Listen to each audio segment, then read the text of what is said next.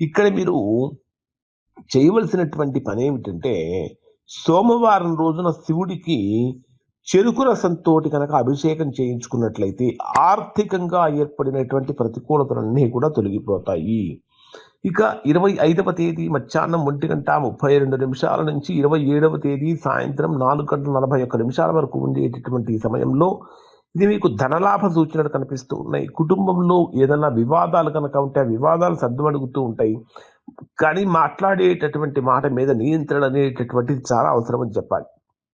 ఇక్కడ మీరు శుక్రవారం రోజున లక్ష్మీదేవిని గనక పూజించి తెలుపు రంగు పూలమాల గనక సమర్పించినట్లయితే తద్వారా చాలా మంచి ఫలితాలు పొందేటటువంటి అవకాశం కూడా కనిపిస్తూ ఉంది.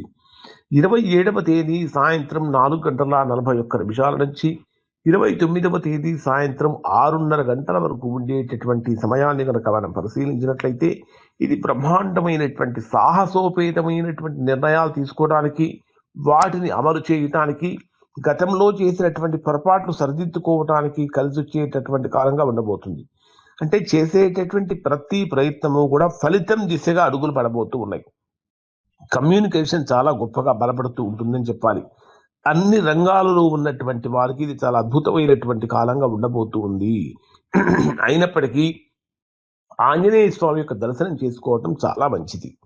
ఇక 29వ తేదీ సాయంత్రం 6:30 గంటల నుంచి 31వ తేదీ రాత్రి వరకు ఉండేటటువంటి సమయాన్ని కనుక మనం పరిశీలిస్తే ఇది మీకు కొద్దిగా గృహ సంబంధమైనటువంటి విషయాలు ఒత్తిడి పెరుగుతుంది. అయినప్పటికీ గురుచంద్ర గ్రహాల యొక్క కలయిక కారణం చేత ఉద్యోగపరంగా అప్రిసియేషన్స్ పెరుగుతూ ఉంటాయి. నిరుద్యోగులు శుభవార్తలు వింటూ ఉంటారు. అనేక రకాలైనటువంటి అనుకూలతలు పెరుగుతూ ఉంటాయి.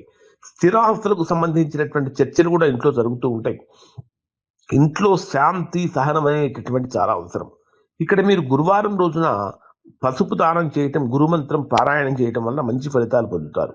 ఒక మాటలో చెప్పాలంటే మీనరాశి వారికి 10 రోజుల కాలాన్ని కనుక తీసుకుంటే లాభాల బాటలో ముందుకు వెళ్ళేటటువంటి అవకాశం ఇక్కడ ఈ రాశి వారికి కనిపిస్తుంది.